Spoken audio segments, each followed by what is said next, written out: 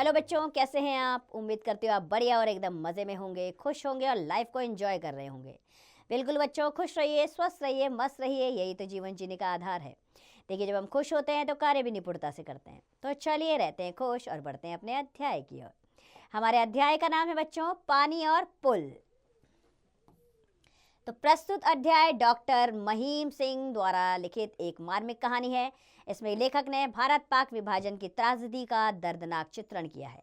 भारत पाक विभाजन से बहुत से परिवार उजड़े, एक दूसरे देश में जाकर बसे, किंतु उन लोगों का अपनी जन्मभूमि से आज भी लगाव बना हुआ है। कहानी में इसी मनोस्थिति का मार्मिक चित्रण है। आइए जाने कहानी के माध्यम से। तो गाड़ी ने लाहौर स्टेशन छोड़ा तो एक बारगी यानी कि एक बार मेरा मन कांप उठा। अब हम लोग उस ओर जा रहे थे जहां 14 साल पहले ऐसी आग लगी थी जिसमें लाखों लोग जल गए थे और लाखों पर जलने के निशान अब तक बने हुए हैं। मुझे लगा हमारी गाड़ी किसी गहरे, लंबी, अंधकारमय गुफा में घुसी जा रही है और हम अपना सब कुछ इस अंधकार को सौंप दे रहे हैं। हम सब लगभग 300 यात्री थे। स्त्रियों और बच्चों की संख्या भी हम में काफ़ी थी।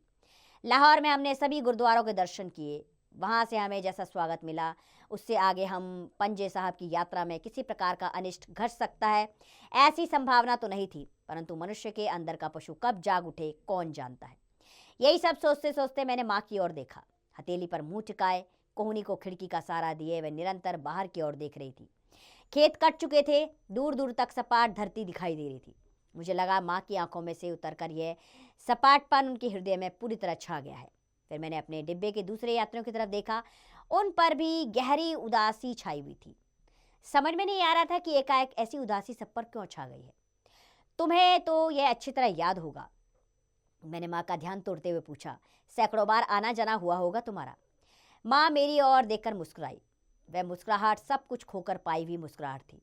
बोली, मुझे तो इस रास्ते का एक एक स्टेशन तक याद है, पर आज यह इलाका इतना बेगाना बेगाना सा लग रहा है। बेगाना यानी कि मुझसे दूर सा लग रहा है। आज 14 साल बाद इधर से जा रही हूँ। पहले भी ऐसी ही जाती थी।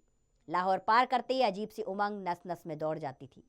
सराई, हमारा गांव, जैसे जैसे निकट आता जाता वहाँ की एक एक शक्ल मेरे सामने से गुजर जाती। स्टेशन पर कितने लोग आए होंगे। माँ की आंखों में 14 साल पहले की याद तरल हो आई थी। पिताजी ने अपना रोजगार उत्तर प्रदेश में ही जमा लिया था। हम सब भाई बहनों का जन्म पंजाब के बाहर ही हुआ था। मुझे याद है पिताजी तो शायद साल में एक आध बार ही पंजाब आते थे, पर माँ के 2-3 चक्कर जरूर लग जाते थे। हमें जो छोटा होता वह माँ के साथ जाता और जो अब मुझे याद है मेरी छोटी बहनें उनके साथ जाया करती थी। इन दिनों जब पंजाब का विभाजन घोषित हो चुका था, पंजाब की 5 नदियों का जल उन्माद की तीखी शराब बन चुका था। माँ ने फिर पंजाब जाने का फैसला किया था। सभी ने ऐसे विरोध किया मानो जलती आग में कूदने जा रही हूँ, और वह सचमुच आग में कूदने जैसा ही तो था। परंतु पिताजी सहित हम सब जानते थे कि माँ को अपने निश्चय से डिगाना कोई आसान नहीं। उन्होंने सबकी बातों को हंसकर टाल दिया। 20-22 दिनों में वे वापस आ गई। गांव के घर का बहुत सा सामान वे बुक करा आई थी। साथ में अपना पुराना चरखा और दही मथने की बड़ी मथानी ले आई थी।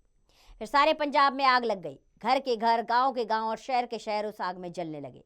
आग रुकी तो लगा पेशावर तक सपाट फैली हुई जमीन अमृतसर और लाहौर के बीच से फट गई है, और उस पार का फटा हुआ हिस्सा बीच में गहरी खाई छोड़कर ना जाने कितना उधर खिसक गया है। हम सब भूल से गए कि हम गहरी खाई के उस पार हमारा अपना गांव था। पक्की सड़क के किनारे पीछे की ओर एक नहर थी और पास ही झेलम नदी अल्हड़ लकड़ी की तरह उछलती कूदती बहती जा रही है।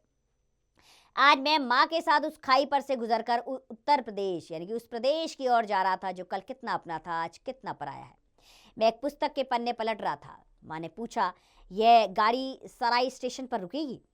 मैंने कुछ सोचकर फिर कहा, हाँ शायद रुके, पर पहुंचेगी रात के 1-2 बजे। हम लोग गहरी नींद में सो रहे होंगे। स्टेशन कब आकर निकल जाएगा पता ही नहीं लगेगा। और अब रखा ही क्या है वहाँ। माँ के चेहरे पर खिसियाहट सी दौड़ गई, यानी कि वो थोड़ी सी झुंझला सी गई। तुम्हारे लिए पहले भी वहाँ क्या रखा था? मेरी बात से माँ को चोट पहुंची थी। बिना और कुछ बोले मैं सिर झुकाकर अपनी पुस्तक के पन्नों में उलझ गया। धीरे धीरे अंधेरा छाने लगा। माँ ने पोटली खोलकर खाने के लिए कुछ निकाला। मेरे एक दूर के मामा जी हमारे साथ थे। तीनों ने मिलकर कुछ खाया और सोने की तैयारी करने लगे। मामा जी तो 10 मिनट ही खर्राटे भरने लगे। मैं भी एक और लुढ़क गया। माँ वैसी ही बैठी रही। कुछ देर बाद एकाएक मेरी आंखें खुली तो देखा माँ वैसे ही फैले अंधेरे की ओर अलपक देखती हुई बैठी है, यानी कि बिना पलक झपकाए वो अभी भी उस अंधेरे को देख रही थी। घड़ी देखी 10:30 बज गए थे। मैंने कहा, माँ तुम भी लेट जाओ ना। अच्छा, उनके मुंह से निकला और वह अधलेटी सी हो गई। मैंने उस अर्धनिद्रा अवस्था में कोई स्वप्न देखा हो ऐसा तो मुझे याद नहीं आता, पर उस नींद में भी कुछ घबराहट अनुभव हुई। कोई लाल सी तरल चीज मुझे अपने चारों ओर फिरती अनुभव होती थी। मुझे लग रहा था उस लाल सी चीज पर मेरे पैर फक फक पड़ रहे हैं और फिर एकाएक मैं हड़बड़ा उठा। माँ मुझे झंझोड़ रही थी। अजीब सी घबराहट और उत्तेजना से उनके हाथ कांप रहे थे। क्या है? मैंने बाहर झांक कर देखा। हमारी गाड़ी छोटे से स्टेशन पर खड़ी थी। प्लेटफॉर्म पर लैंप पोस्टों की हल्की हल्की रोशनी थी और अजीब सा कोलाहल वहां छाया हुआ था। एक बारगी मेरा रोम रोम कांप उठा। 14 साल पहले की अनेक सुनी सुनाई घटनाएं बिजली बनकर कौंध गई, जब दंगाइयों ने कितनी गाड़ियों को जहां तहां रोककर लोगों को गाजर मूली की तरह काट डाला था। मामा जी भी जागकर मेरा कंधा हिला रहे थे। अरे क्या बात है? तभी मेरे कानों में आवाज पड़ी। उस भीड़ में से कोई चिल्ला रहा था, अरे इस गाड़ी में कोई सराइका है क्या? यह कौन सा स्टेशन है? मैंने माँ से पूछा। माँ ने कहा, सराई, अपने गांव का स्टेशन। बाहर से फिर आवाज आई, अरे इस गांव में कोई सराइका है। मैंने माँ की ओर देखा। उनके चेहरे पर पूर्ण आश्वस्तता थी, यानी कि वह बहुत आश्वस्त थी, उन्हें कोई डर नहीं लग रहा था। पूछो इनसे क्या बात है। मैंने खिड़की से गर्दन निकाली। बहुत से लोग घूमते हुए पुकार रहे थे, अरे कोई सराइका है। पास से जाते हुए एक आदमी को बुलाकर मैंने पूछा, क्या बात है जी? आप में से कोई इस गांव का है? हाँ, हम हैं इस गांव के। माँ आगे आकर बोली, तुम सराय की हो? उस आदमी ने जोर देकर पूछा। हाँ जी। माँ के इतना कहते ही स्टेशन पर चारों ओर शोर मच गया। इधर उधर घूमते हुए बहुत से आदमी हमारे डिब्बे के सामने जमा हो गए। फिर कई आवाजें एक साथ आई, तुम सराय की हो? हाँ जी, हम सराय के हैं, माँ ने जोर देकर कहा, इसी गांव के।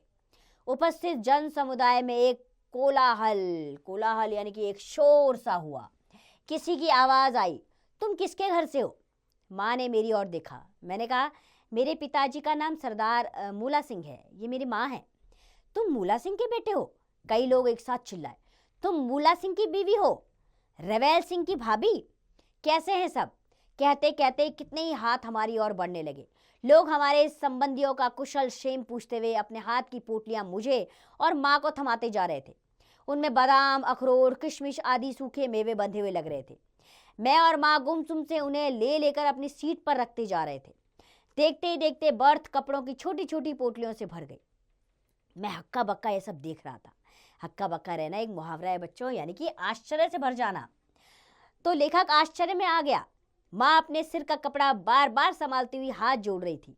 खुशी से उनके होंठ फड़फड़ा रहे थे। मुंह से कुछ भी नहीं निकल रहा था और लगता था आंखें अभी चू पड़ेंगी। वहीं पर खड़े गार्ड ने हरी लालटेन ऊपर उठाई और कोट की जेब से सीटी निकाली। मैंने देखा 3-4 आदमियों ने उसे पकड़ सा लिया। ओए बाबू, 2-4 मिनट और खड़ी रहने देना गाड़ी, देखता नहीं यह बीवी इसी गांव की है। और एक ने उनका लालटेन वाला हाथ पकड़कर नीचे कर दिया। भरजाई, सरदार जी कैसे हैं? उन्हें क्यों नहीं लाई? पंजे साहब दर्शन कराने, एक बूढ़ा सा मुसलमान पूछ रहा था। माँ ने दोनों हाथों से सिर पर कपड़ा और आगे कर लिया। उनके मुंह से धीरे से निकला, सरदार जी नहीं रहे। क्या? मूला सिंह गुजर गए? क्या हुआ था उन्हें? माँ चुप रही। मैंने जवाब दिया, उनके पेट में रसोली हो गई थी। एक दिन अचानक फूट गई और दूसरे दिन पूरे हो गए। ओह, बड़े नेक बंदे थे, खुदा उन्हें अपनी दरगाह में जगा दे। उनमें से एक ने अफसोस प्रकट करते हुए कहा। कुछ क्षण के लिए सब में खामोशी छा गई। भरताई, तेरे बच्चे कैसे हैं? वाहेगुरु की कृपा है, सब अच्छे हैं, माँ ने धीरे से कहा।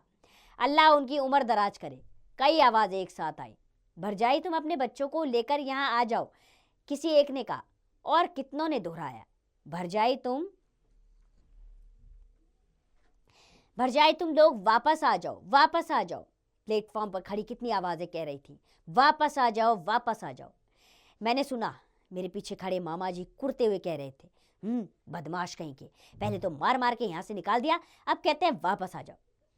पर प्लेटफॉर्म पर खड़े लोगों ने उनकी बात नहीं सुनी। वे कहे जा रहे थे, भरजाई तुम अपने बच्चों को लेकर वापस आ जाओ। बोलो भरजाई, कब आओगी? अपना गांव तो तुम्हें याद आता होगा ना, भरजाई वापस आ जाओ। माँ के मुंह से कुछ नहीं निकल रहा था। वह सिर का कपड़ा संभालते हुए हाथ जोड़े जा रही थी। दूर खड़ा गार्ड हरी लालटेन दिखाता हुआ सीटी बजा रहा था। इंजन ने सीटी दी, गाड़ी फक फक करती हुई चल पड़ी। भीड़ की भीड़ हमारे डिब्बे के साथ चल दी। अच्छा भरजाई सलाम, अच्छा बेटे सलाम, रेवल सिंह को हमारा सलाम देना, सबको हमारा सलाम देना। माँ के हाथ जुड़े हुए थे और मुंह से गदगद स्वर में धीरे धीरे कुछ निकल रहा था। गदगद यानी कि खुशी भरे स्वर में निकल रहा था। धीरे धीरे गाड़ी कुछ तेज हो गई। हम दोनों खिड़की से सिर निकाले हाथ जोड़े रहे। भीड़ के लोग वहीं खड़े हाथ ऊपर उठाए चिल्लाते रहे। गाड़ी स्टेशन के बाहर निकल आई तो मैंने बर्थ से पोटलियां हटाकर एक और की और माँ से कुछ कहने के लिए उनकी ओर देखा। माँ की आंखों से आंसुओं की अविरल धारा बह रही थी। अविरल यानी कि जो रुकने का नाम नहीं ले रही थी। वे बार बार दुपट्टे से आंखें पोंछ रही थी, पर टूटे हुए बांध का पानी बहता ही जा रहा था। हमारी गाड़ी झेलम के पुल पर आ गई थी। यात्री उस नीरवता में खड़े, नीरवता यानी कि बहुत अंधकार में खड़क खड़क की तेज आवाज आ रही थी। मैं खिड़की से झांककर झेलम का पुल देखने लगा। मैंने सुना था झेलम का पुल बहुत मजबूत है। पत्थर और लोहे के बने उस मजबूत पुल को अंधेरे में देख रहा था। मेरी दृष्टि और नीचे की ओर भी जा रही थी, जहां गुप्त अंधेरा था, पर मैं जानता था वहां पानी है। झेलम नदी का कल कल करता हुआ स्वच्छ और निर्मल पानी, जो उस पत्थर और लोहे के बने हुए पुल के नीचे से बह रहा था। तो डॉक्टर महीप सिंह द्वारा लिखा गया यह अध्याय है, जिसमें समझाया गया है, एक तरफ वर्णन किया गया है कि किस तरह भारत और पाकिस्तान के विभाजन के दौरान लोगों को त्रासदी झेलनी पड़ी थी। लेकिन आज अगर हम उन लोगों के मनों में झांक कर देखें तो वह उन चीज़ों को भूलकर अपनेपन का भाव लिए आज भी खड़े हैं। तो बच्चों आइए अब बढ़ते हैं अभ्यास प्रश्न। सबसे पहले आ रहा है वस्तुनिष्ठ प्रश्न का पहला प्रश्न। इसमें सही विकल्प चुनना है। पहला प्रश्न है, लेखक व उनकी माँ कितने वर्षों बाद अपने गांव की ओर जा रहे थे? 10 वर्ष, 15 वर्ष, 20 वर्ष या 14 वर्ष?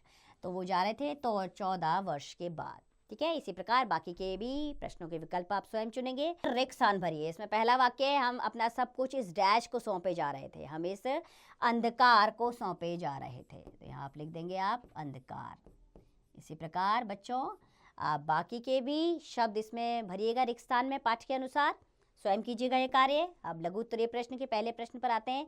लेखक तथा उसकी माँ लाहौर क्यों गए? लेखक और उसकी माँ लाहौर घूमने के लिए गए और साथ में उसकी माता जी अपने पैतृक गांव भी देखना चाहती थी। इस प्रकार बाकी के प्रश्नों के उत्तर देखिएगा आप बच्चों, स्वयं लिखिएगा पाठ के अनुसार। हम अगले प्रश्न पर आते हैं, दीर्घ उत्तरीय प्रश्न। थोड़ा सा विस्तार पूर्वक उत्तर दीजिएगा। पहला प्रश्न, मुझे तो इस रास्ते का एक स्टेशन याद है से लेखक की माँ क्या कहना चाहती थी? इस वाक्य के द्वारा लेखक की माँ यह कहना चाहती थी क्योंकि ये उनका पैतृक गांव था, पहले वो यहीं रहते थे जब भारत पाकिस्तान का विभाजन नहीं हुआ था। तो जब वो गांव रास्ते में पड़ा तो उनकी माँ ने कहा कि इस रास्ते का एक स्टेशन मुझे याद है। इस प्रकार बच्चों बाकी के प्रश्नों के उत्तर आप स्वयं कीजिएगा। ये भाषा ज्ञान के पहले प्रश्न पर आते हैं। शब्दों का अर्थ लिखकर वाक्य प्रयोग करना है। निरंतर का अर्थ होता है लगातार, हमें निरंतर अभ्यास करते रहना चाहिए। बाकी के भी शब्दों का वाक्य प्रयोग स्वयं कीजिएगा। अब ता प्रत्यय लगाकर नए शब्द बनाने हैं। जैसे नीरव में ता लगाया, नीरवता बना। इसी प्रकार बाकी के शब्दों में ता प्रत्यय लगा के नए शब्द बनाइए। चलिए व्याकरण ज्ञान पर आ जाते हैं। विसर्ग संधि के बारे में बताया गया है। विसर्ग संधि के बारे में इसमें बहुत सारे इसके नियम बताए गए हैं। नियमों को आप ध्यानपूर्वक पढ़िएगा ताकि आप विसर्ग संधि को अच्छे से समझ पाएं। आइए आगे बढ़ जाते हैं। हम रचनात्मक कार्य की ओर आते हैं। मातृभूमि से प्रेम शीर्षक पर कक्षा में चर्चा कीजिए। बेहद अहम विषय है अपनी मातृभूमि से प्रेम करना। जिस प्रकार लेखक की माँ को भी अपनी मातृभूमि से प्रेम था, उसी प्रकार आपको भी अपनी मातृभूमि से प्रेम होगा। कैसे है, क्या है, इसके बारे में आप क्या सोचते हैं, क्या विचार हैं, इस पर चर्चा ज़रूर कीजिएगा। चर्चा करना एक बहुत ही अच्छा कार्य है बच्चों। इसमें क्या होता है, कक्षा के अंदर 40 विद्यार्थी हैं तो 40 विचार आपके सामने आते हैं और इस तरह आपके जीवन में विचारों की संख्या बढ़ जाती है। तो बस इसका अभ्यास करते रहिएगा। खुश रहिए, स्वस्थ रहिए, मस्त रहिए और अभ्यास करते रहिए।